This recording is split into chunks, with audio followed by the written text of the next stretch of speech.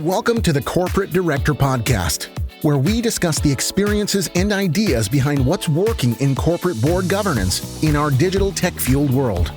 Here, you'll discover new insights from corporate leaders and governance researchers with compelling stories about corporate governance, strategy, board culture, risk management, digital transformation, and more.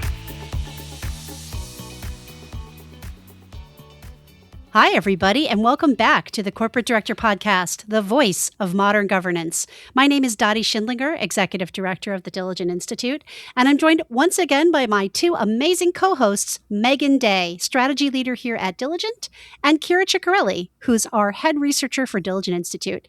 Kira, Megan, how are you both doing today? Good, Dottie. How are you? Hanging in there. Megan, how are you doing?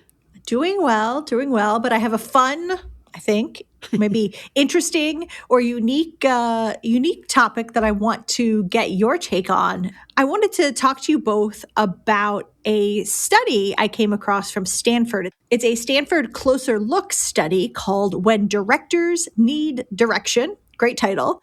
And one of the big takeaways is that directors are not just relying on formal board processes, they're actively using personal and professional advice networks to help them think through leadership, oversight, strategy, governance, you name it, all of the complexities that we know are rich of being a board director today. Well, so that resonates very strongly for me. And Kara, I bet it does for you too, because we found something similar in our research back in, I'm going to say 2020. Is that true? I think we have been seeing this number on the rise in our What Directors Think reports throughout the years as well, as far as how are directors preparing for board meetings and what are some of the sources that they're turning to. I think in times where oversight is feeling a little bit more challenging for them. And the agenda article, Megan, that I think is referencing the study you're talking about also brings up that point. And we're seeing directors turn to their own personal networks a little bit more to get some feedback. Yeah, their informal kitchen cabinet of advisors, as it's described. And it's a relatively small sample, but it was really interesting. 86% said they seek work-related advice from personal friends and acquaintances, and 18% use a paid professional coach. A lot of what I've read focuses on the personal friends and acquaintances, but I do think 18% using a board coach is also really interesting too. I think that's interesting. It's higher than I expected it to be and lower than I want it to be. Well, I didn't know there was a market for such a thing. So there's that too. Well, I will say I learned this, Megan. I didn't know that either. And I learned this recently because I had the opportunity to do a session with Heidrick and Struggle's global coaching practice at the invitation of a dear friend, David Peck, who asked if I would come and talk about what's happening in boardrooms for this group of global executive coaches. And I was surprised by how many of them are brought in to work with board members, which I thought was really interesting. They're usually brought in at the behest of the CEO. And it's usually a very positive experience. You know, it's kind of helping them out. It's helping them see things differently. I mean, look, this goes back to the same thing that we say a lot on this podcast about how challenging these jobs are, being a good director, and how you need support. And who are you going to talk to, right? Like, you can't necessarily share your concerns with downstream staff without raising a lot of alarm bells. But, you know, there are times when there are really thorny issues that you would appreciate having a knowledgeable colleague to talk them through with. And who can you talk to? You know, maybe fellow board members, sometimes not. You know, sometimes you need someone who doesn't have a lot invested in the situation to be a confidential sounding board. So I'm not surprised at all that directors are kind of creating their own little universe of people that they can rely on. My question to both of you is, how soon before that trusted set of advisors are no longer human?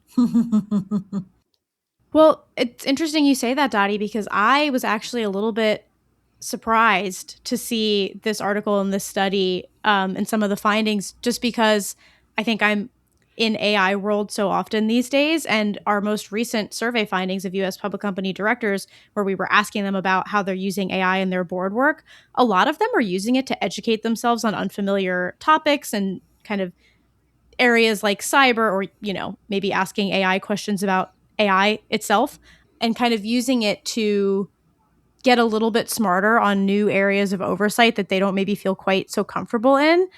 And it was a little bit reassuring for me to see that that's also being juxtaposed with this consistent human interaction as well. So we're seeing an uptick in use of AI in board work, but then I think the flip side of it is that as the landscape grows more complex, stays very difficult for directors to oversee, that they're also still keeping this human perspective in their purview as well.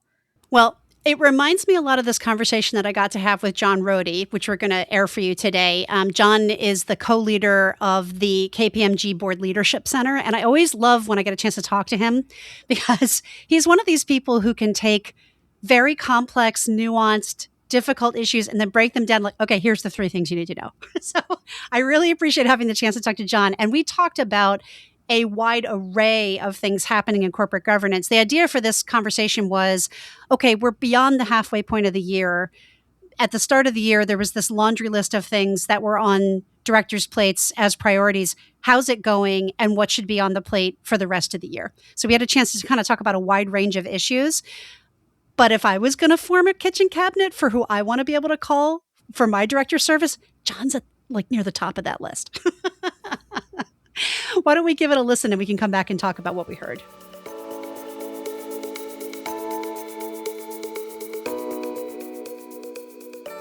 Joining us on the Corporate Director Podcast today is John Rodi, co-leader at KPMG's Board Leadership Center. John, thanks for coming back on the show with us. It's great to have you. Yeah, good to be here, Dottie. Good to see you again. So I know you've been a guest on the show, but in case our guests are not familiar with you, let's have you share a little bit more about your background at KPMG and some of the things that you do.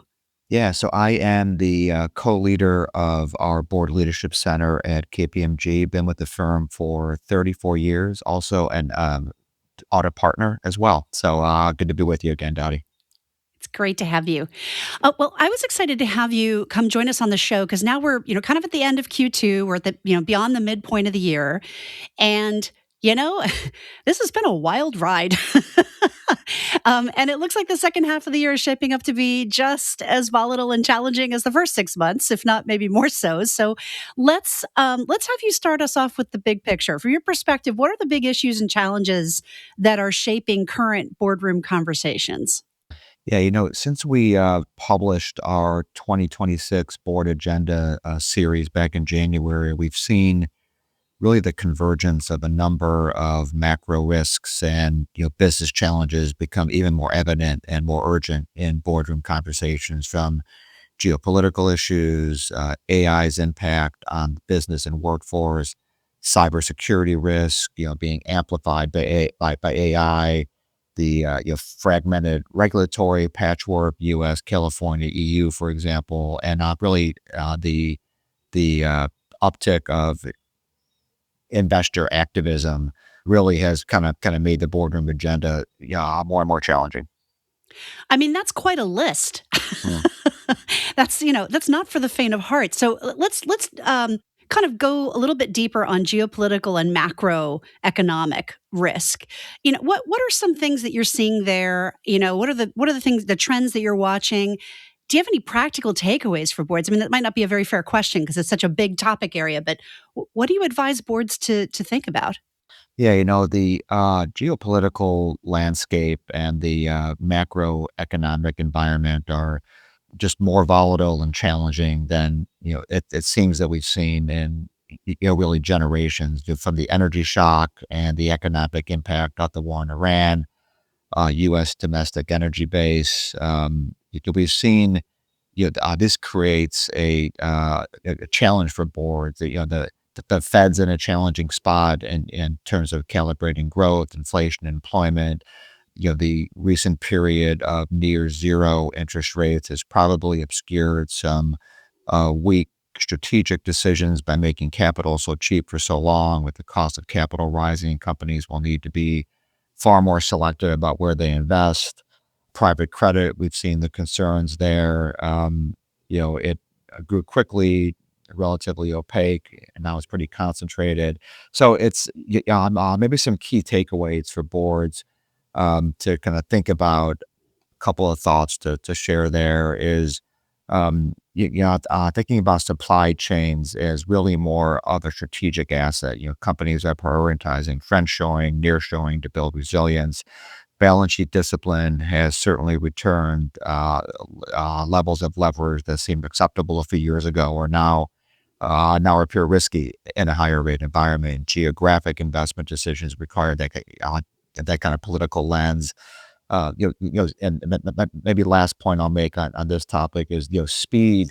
Speed has become really a competitive advantage. Organizations that move quickly on acquisitions, on pricing, or market entry are really better positioned to capitalize on the narrow windows of opportunities that they see in front of them. John, as you're talking, I have a question to ask you. I'm thinking about the fact that we have come through this really kind of almost a 30-year period of very cheap capital, very low interest rates, falling interest rates, near zero interest rates. But that wasn't true back in the 70s and the 80s, even the early 90s. Are there any lessons we can derive from that period in history, or has the environment changed just too much and those playbooks are kind of useless now? I mean, what are your thoughts there? I it seems like the lessons in the past, can teach us something, right? We always say that these are unprecedented times, but I think there probably is something to learn from past crises, right? And I think that the kind of how do you learn from it is the key, right? So maybe not a direct answer to your question, Dottie, but I think so. Certainly there is something to learn from the past, I would say. Yeah. Well, let's talk about the present and the future. And of course, it's our favorite two-letter acronym AI. Yeah. AI, Yeah. AI, AI. So, I mean, look, it continues to evolve at just a breakneck speed. And there's so many questions about return on investment, the risk, the implications for workforce, for the economy. Where are you seeing boards focusing their conversations now? Do we know what good looks like in terms of AI adoption and governance yet, or is that still an open question?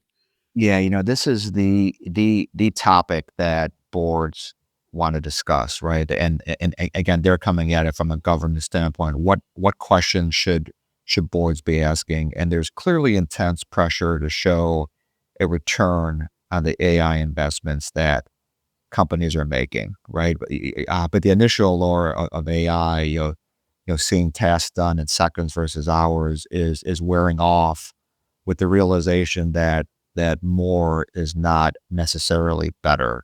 This concept of this treadmill of infinite productivity. AI is really becoming more about workforce and organizational transformation than about the technology itself. And companies are beginning to see AI as increased organizational capacity as a worker, getting things done, not just a technology tool for saving time and increasing output. But the search for the return on AI investments, what does ROI look like? How are you measuring it? When will we see it? Is being met by this broader question of AI's transformational implications. You think of it as do we delegate AI agents down and build a hierarchy? Do we spread agents across an organization? Should we have specialized agents for tasks, or agents as digital employees tackling multiple tasks? Kind of boards are asking themselves, what does good look like? And I think it's kind of moving beyond the productivity side of it to how does it really change how work gets done, right? That's the next phase of where we're at, I think. So, on that point, what are you seeing that's kind of working in terms of the risk side? What are some of the AI governance and guardrails that you're seeing boards talk about or put in place that actually are working? There's a lot of tension between the pressure to move fast, but not too fast, right? So, and I think about empowering employees to experiment with AI is necessary, but it needs to be counterbalanced with strong governance and guardrails. And we're seeing AI being more clearly ranked as an enterprise risk, right up there with cybersecurity, with financial risk, regulatory compliance risk. And as a result, boards are focusing on AI risk management efforts, a more disciplined approach involving company policies and principles, AI risk classification matrices.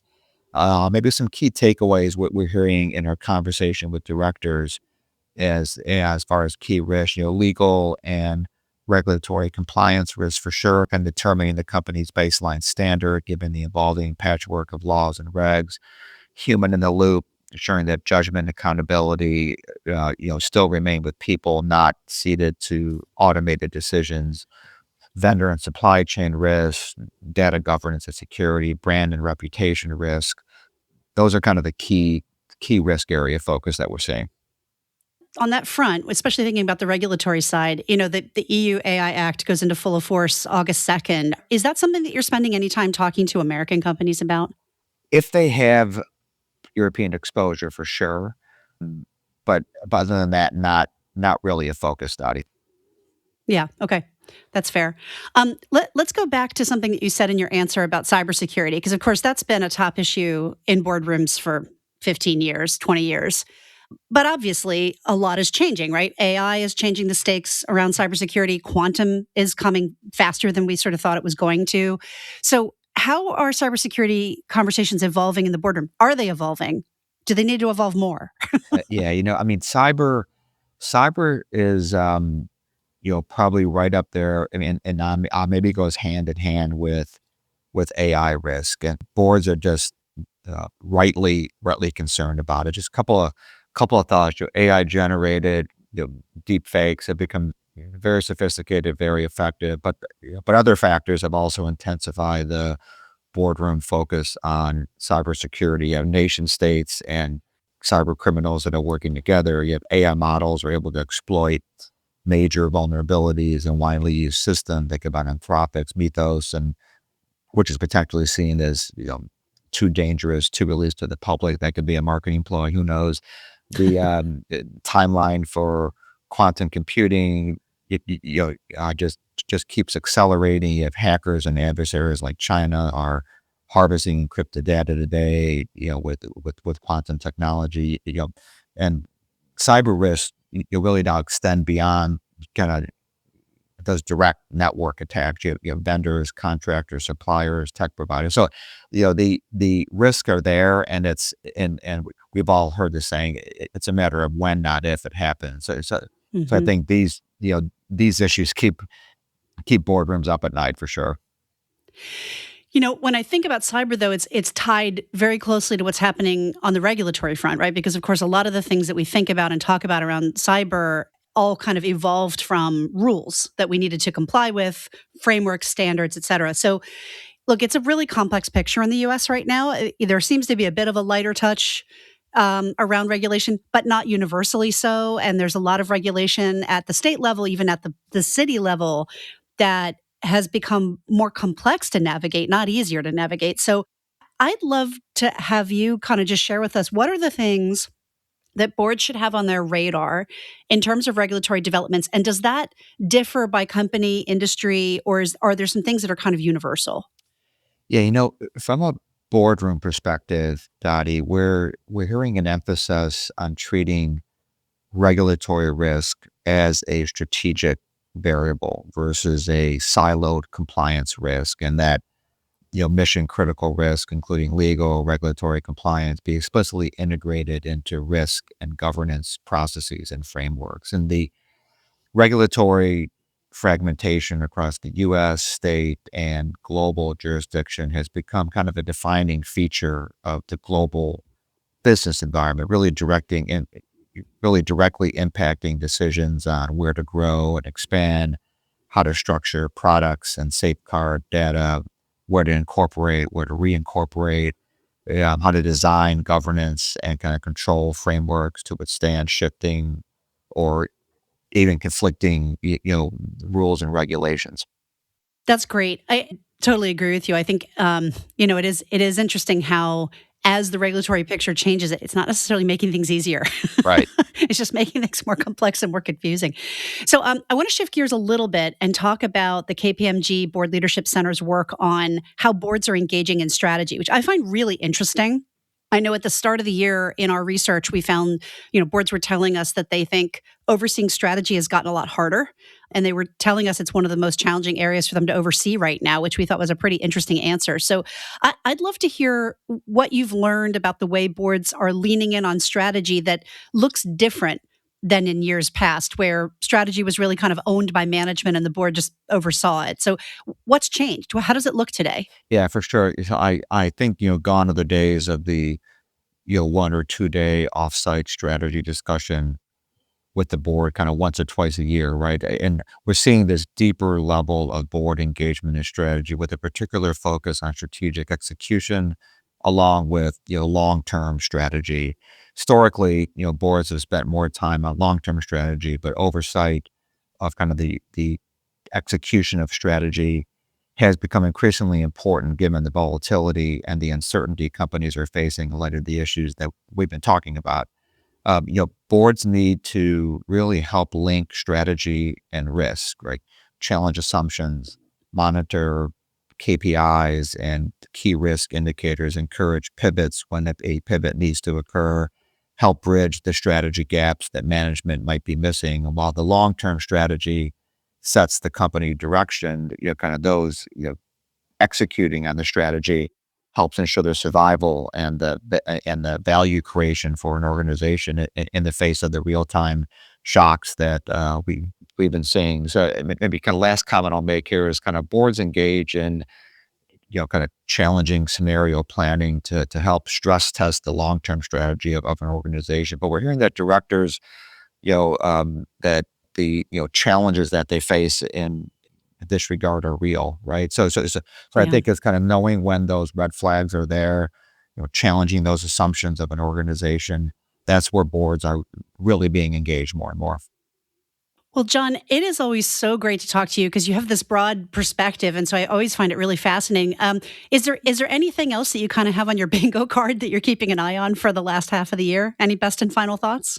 It's just kind of expect the unexpected, right? And boards, whether it's AI risk, whether it's cybersecurity risk, whether it's challenging strategy, the job of a board is certainly never easy, and it's never done. Well said. Well, John, thanks so much for coming back on the show. It's always great to have a chance to talk to you and find out, what you're paying attention to. So thank you so much for sharing that with us. Thanks, Dottie.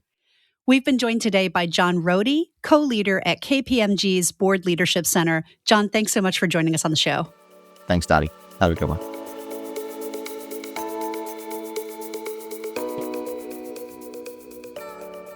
You are right, Dottie. That was sort of the kitchen sink, if you will, of interviews, a variety of topics. But again, I think to your point, it is because boards are no longer dealing with one isolated issue at a time.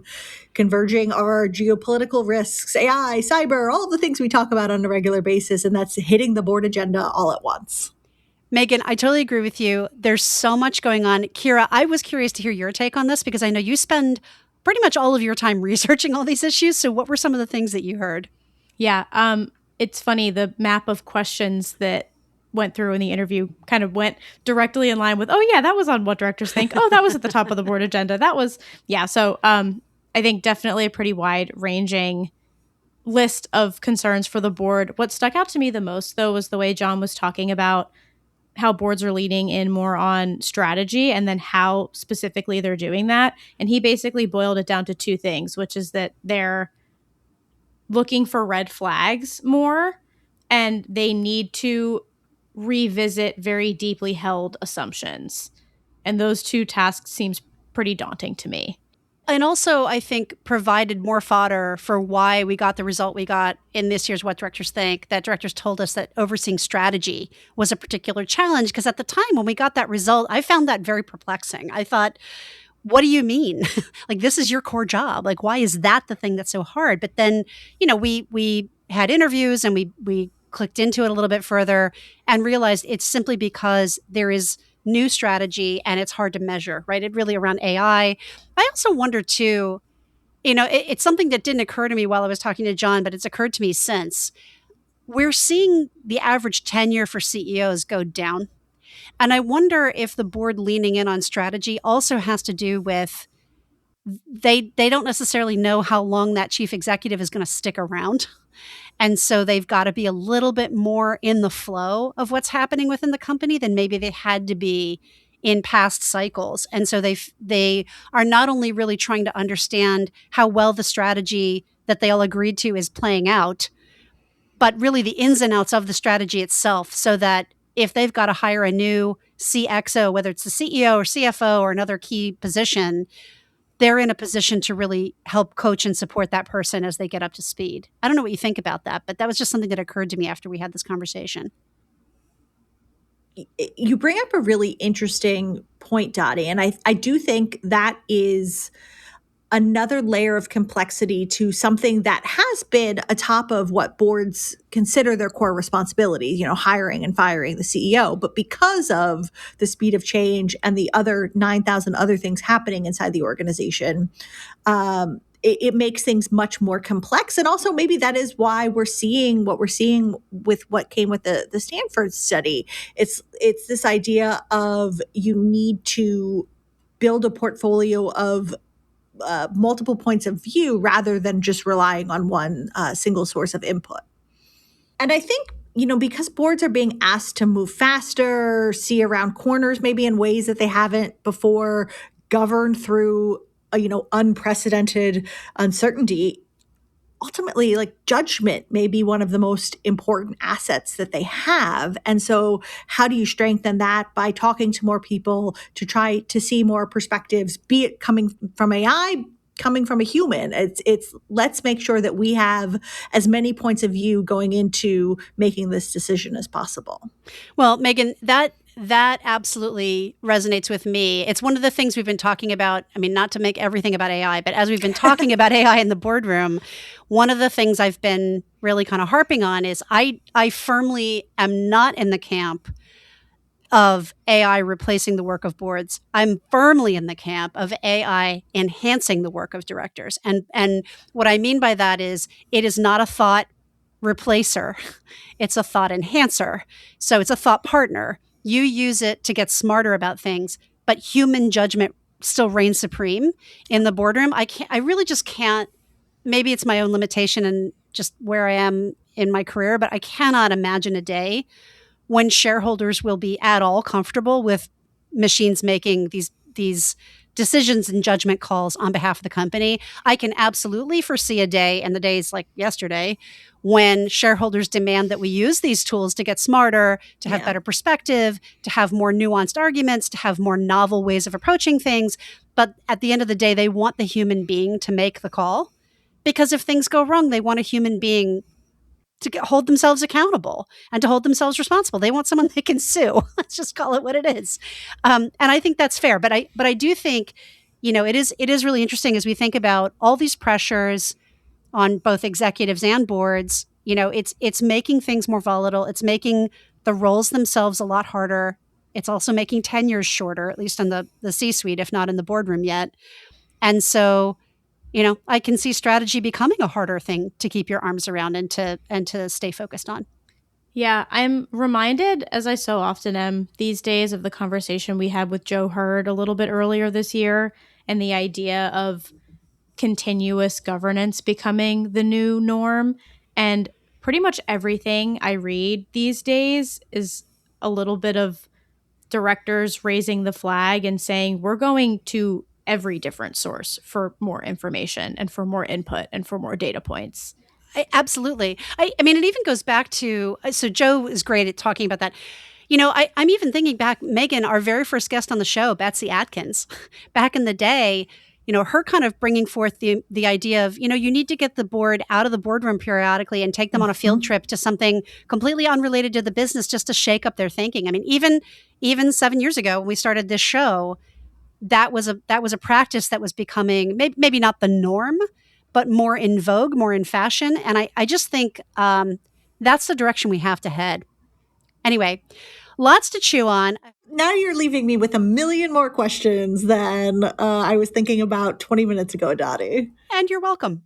And that wraps up another episode of the Corporate Director Podcast, the voice of modern governance. I'd like to say a few special thank yous, first and foremost, to our fearless governance leader, John Rodi from KPMG, podcast producers, Kira Ceccarelli, Steve Clayton, and Terry Thierry, our sponsors for the show, including Wilson Sonsini, KPMG, and Meridian Compensation Partners, and most especially, thank you to Diligent for continuing to sponsor this show. If you like our show, please be sure to give us a rating on your podcast player of choice. You can also listen to our episodes and see more from Diligent Institute by going to diligent.com/resources. Thank you so much for listening.